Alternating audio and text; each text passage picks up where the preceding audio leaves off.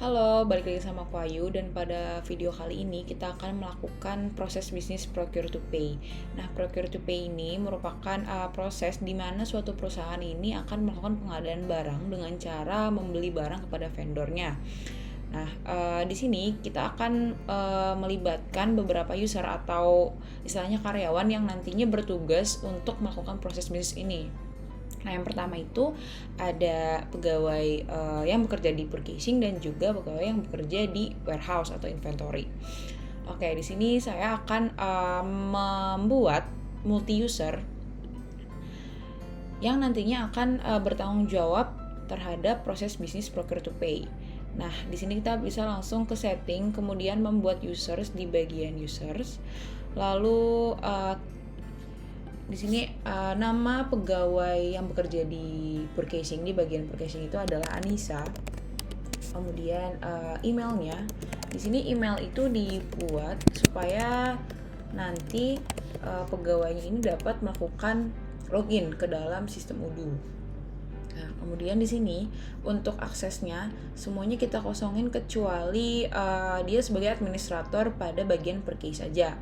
Kemudian di accounting dan juga manufacturing kita kosongkan, lalu kita simpan. Nah, setelah kita membuat user ini, kita juga perlu menambahkan password atau kita bisa ngasih password nih ke pegawainya supaya nanti mempermudah dia untuk melakukan login. Tuh. Oke. Lalu di sini kita buat lagi users, namanya adalah Baim. Nah, Baim ini merupakan pegawai yang bekerja di inventory atau di warehouse. Jadi emailnya kita sesuaikan saja. Kemudian dia memiliki akses ke dalam inventory sebagai administrator. Selain itu kita kosongkan.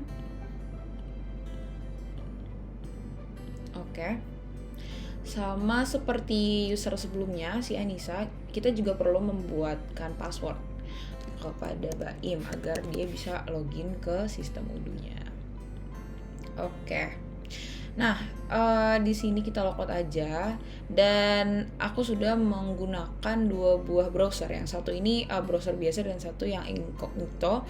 Jadi di sini tuh aku akan melakukan atau aku akan login dua buah user. Yang satu ini merupakan pegawai purchasing, yaitu si Anissa.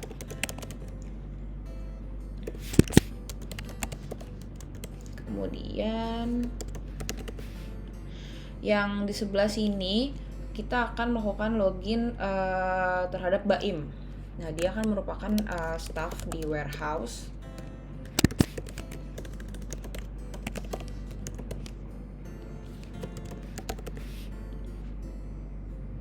Sebentar. Jadi kita harus ulang lagi sebentar ya.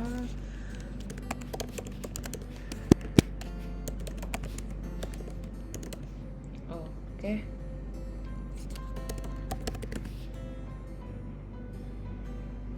Oke. Nah, jadi proses yang pertama akan dilakukan oleh si Anissa karena dia merupakan pegawai purchasing ya. Jadi di sini dia sudah bertanggung jawab di bagian purchase. Lalu kita sebagai perusahaan menugaskan Anissa untuk melakukan pembelian barang terhadap vendor. Di sini kita bisa langsung membuat request for quotation atau penawaran terhadap vendor. Di sini Abdi Sejahtera CV. Kemudian di dalam line produk ini kita ingin membeli misalnya adalah Promile. Kemudian kita juga ingin membeli Evolution. Kemudian kuantitinya adalah 10 dan juga 10. Oke. Nah, kemudian kita bisa simpan penawaran ini. Setelah itu kita kirimkan kepada vendor yang kita beli, yang akan kita request untuk penawarannya. dan di email ini sudah di attach juga file request for quotation kepada vendor. Kita kirim. Oke.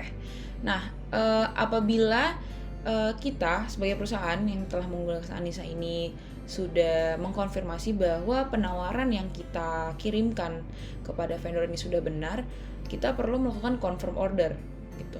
Nah, setelah kita melakukan confirm order, request for quotation ini akan berubah statusnya menjadi purchase order, di mana ketika statusnya sudah berubah menjadi purchase order, berarti si supplier ini sudah siap untuk mengirimkan barang kepada kita sebagai perusahaan.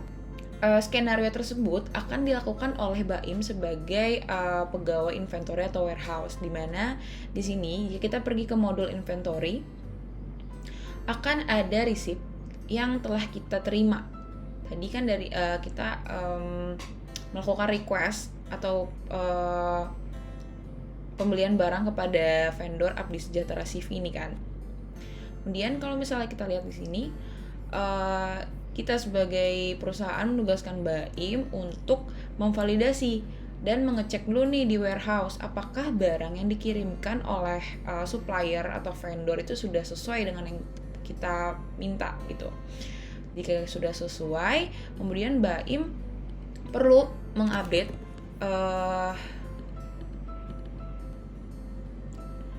nah di sini BAIM telah berhasil untuk memvalidasi ya bahwa barang yang telah kita terima itu sudah sesuai dengan saat kita melakukan request kepada vendor. Oke, selanjutnya kita akan melakukan skenario order to cash, di mana akan dilanjutkan di video selanjutnya. Maka berakhirlah proses bisnis procure to pay pada video ini. Terima kasih teman-teman yang sudah menonton, semoga bermanfaat.